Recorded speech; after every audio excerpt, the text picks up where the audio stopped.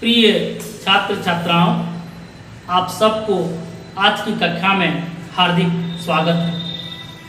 पिछली कक्षा में हम लोगों ने संज्ञा के बारे में चर्चा की और संज्ञा के भेद के बारे में भी चर्चा की, परंतु उन संज्ञा शब्दों के प्रयोग के बारे में जानना बहुत ही महत्वपूर्ण है, क्योंकि हर एक संज्ञा शब्द या तो पुल्लिंग में होता है या स्त्रीलिंग में होता है। इसलिए हमें संज्ञा शब्द का लिंग जानना बहुत ही जरूरी है। तो आइए आज हम लिंग के बारे में चर्चा करेंगे। लिंग का सामान्य अर्थ है चिन्ह, लक्षण या निशान। लिंग से ही हम पुरुष या स्त्री की पहचान करते हैं। पुरुष जाति के प्राणी को पुल्लिंग और स्त्री जाति के प्राणी को स्त्रीलिंग मानते हैं। अर्थात हिंदी में दो लिंग होते हैं, पुंगलिंग तथा स्त्रीलिंग। प्रत्येक संज्ञा शब्द का लिंग इसलिए भी जानना जरूरी है कि जब हम उसका वाक्य में या भाषा में प्रयोग करते हैं तो कर्ता या कर्म के अनुसार ही क्रिया का परिवर्तन होता है।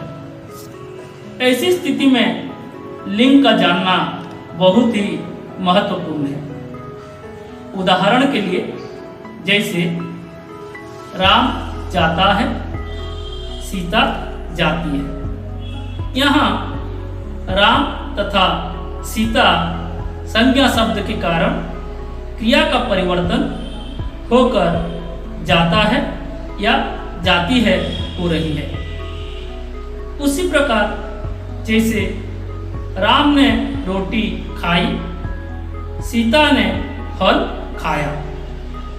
यहाँ रोटी शब्द स्त्रीलिंग के कारण खाई तथा फल शब्द पुल्लिंग के कारण खाया है। उसी प्रकार लिंग की पहचान करना बहुत ही कठिन है। लिंग पहचान के लिए हिंदी में पर्याप्त नियम नहीं है।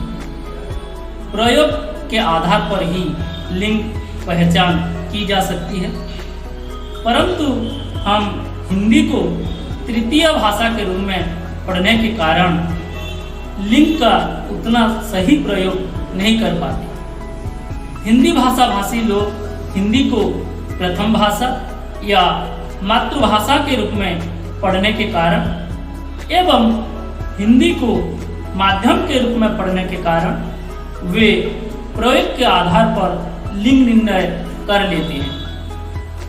हिंदी में प्राणीवाचक हो या अप्राणीवाचक संज्ञा शब्द सभी को केवल दो लिंगों में बांटा जाता है, पुल्लिंग या स्त्रीलिंग।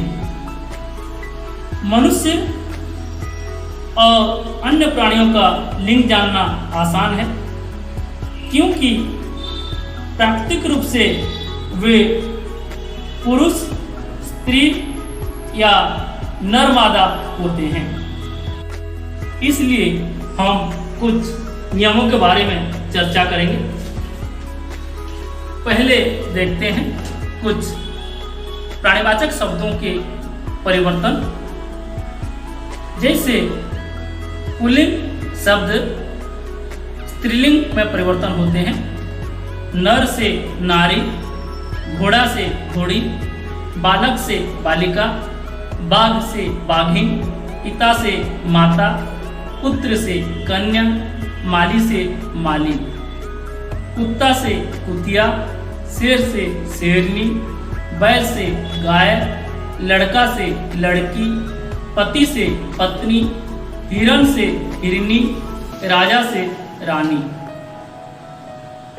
लेकिन कुछ प्राणीवाचक शब्द हैं जिनके स्त्रीलिंग रूप नहीं होते हैं। वे केवल पुल्लिंग में ही प्रयोग होते हैं। जैसे उल्लू, केंचुआ, कौवा, कछुआ, खरगोश, तोता, नेवला, भेड़िया, मच्छर।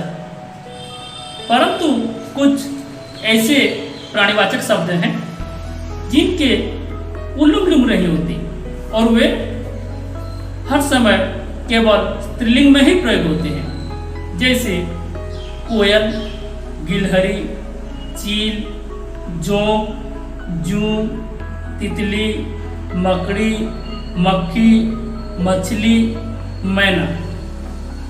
ऐसे नित्य पुंगलिंग और स्त्रीलिंग शब्दों में नर मादा शब्द जोड़कर लिंग स्पष्ट किया जाता है।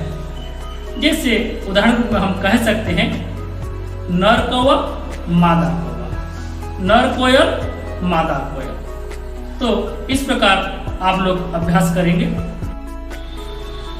अप्राणीवाचक संज्ञा शब्दों का लिंग जानने के लिए रूप, अर्थ और शब्दांत मात्रा पर विचार करना पड़ता है। लिंग जानने के लिए मुख्यतः प्रयोग और अभ्यास की जरूरत, फिर भी हम कुछ तरीके अपनाते हैं। यहाँ मुख्य रूप से हम 3 तरीके से हम लिंग के बारे में जान सकते हैं। पहला है शब्द के बहुवचन रूप के आधार पर लिंग निर्णय। दूसरा है अर्थ के आधार पर लिंग निर्णय। एवं तीसरा है शब्दांत, स्वर या प्रत्यय के आधार पर लिंग निर्णय। तो सबसे पहले हम यहाँ शब्द के बहुवचन के रूप के आधार पर लिंग निर्णय कैसे होते हैं उनके नियमों की चर्चा करेंगे। छात्रों, यहाँ हर एक नियम पर अच्छे से ध्यान दीजिएगा। जैसे पहला नियम है, जिन अप्राणीवाचक अकारांत शब्दों का रूप बहुवचन में नहीं बदलता, अर्थात एकवचन तथा बहुवचन दोनों में एक साथ रहता है, वे शब्द पुंगलिंग हैं। जैसे भात, तेल, पवन, जल, खेत, दांत, बाजार, खेल आदि आदि। उसी प्रकार दूसरा नियम है, जिन अप्राणीवाचक अकारांत संज्ञा शब्दों का अंतिम अ का बहुवचन में एम हो जाता है, वे शब्द स्त्रीलिंग हैं। जैसे बात, ईंट, रात, राह, सड़क, लाश, नस, ईंट। अर्थात जैसे देखिए, बात से बातें, ईंट से ईंटें, रात से रातें, राह से राहें। तो यहाँ हमें स्पष्ट रूप से जान लेते हैं कि ऐसे शब्द स्त्रीलिंग शब्द होते हैं। उसी प्रकार तीसरा नियम है, जिन अप्राणीवाचक आकारांत संज्ञा शब्दों का अंतिम आ बहुवचन में ए हो जाता है, वे शब्द पुंगलिंग हैं। जैसे मेला, ताला, कपड़ा आदि। अर्थात मेला से मेले, ताला से ताले, कपड़ा से कपड़े। चौथा नियम, जिन अप्राणीवाचक आकारांत संज्ञा शब्दों के बहुवचन में ए जुड़ता है, वे शब्द स्त्रीलिंग हैं। जैसे आशा, उपमा, हवा, सेना। अगर इसे हम बहुवचन करते हैं, आशा से आशाएं, उपमा से उपमाएं, हवा से हवाएं, सेना से सेनाएं। अर्थात यहाँ भी ऐसे शब्दों को हम स्त्रीलिंग शब्द है पहचान लेते हैं। पांचवा नियम है, जिन अप्राणीवाचक ई या ई कारांत संज्ञा शब्दों के रूप बहुवचन में नहीं बदलती, वे शब्द पुंगलिंग हैं। जैसे गिरी, अतिथि, मोती, पानी आदि। छठवां नियम है, जिन अप्राणीवाचक ई या ई कारांत संज्ञा शब्दों की अंतिम ई या ई बहुवचन में या हो जाती है, वे शब्द स्त्रीलिंग हैं। जैसे नदी, मक्खी, चूड़ी, जाति आदि। तथा यहाँ नदी से नदियाँ, मक्खी से मक्खियाँ, चूड़ी से चूड़ियाँ। अर्थात हम वचन बदलने पर यहाँ शब्द स्पष्ट रूप से हमें बता देता है कि ये स्त्रीलिंग शब्द हैं। उसी प्रकार सातवां नियम जो है, जिन, उ या उ तथा ओ कारण संज्ञा शब्दों का रूप बहुवचन में नहीं बदलता, वे शब्द पुल्लिंग हैं। जैसे शिशु, लड्डू, आलू, रेडियो आदि। आठवां नियम है, जिन, उ तथा ओ कारण संज्ञा शब्दों को बहुवचन में ए हो जाता है, वे शब्द स्त्रीलिंग में ही होते हैं। जैसे ऋतु, वस्तु, झाड़ू आदि आदि। अर्थात ऋतु से ऋतुएं, वस्तु से वस्तुएं, झाड़ू से झाड़ुएं।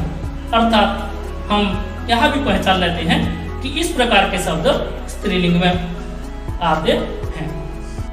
प्रिय छात्र छात्राओं, घर पर रहें, सुरक्षित रहें, स्वस्थ रहें। धन्यवाद।